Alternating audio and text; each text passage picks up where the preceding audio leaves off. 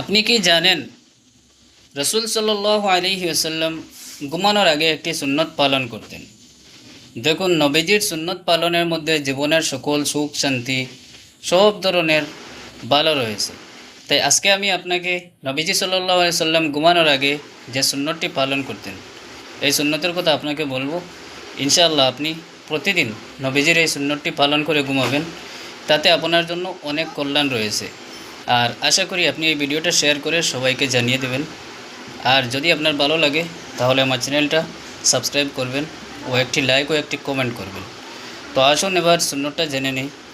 নবীজি সাল্লাল্লাহু আলাইহি ওয়াসাল্লাম প্রতিদিন ঘুমানোর আগে ডান কাঁধে ঘুমাতেন এবং এই দোয়া পড়তেন, আল্লাহুম্মা বিসমিকা আমুতু আহিয়া।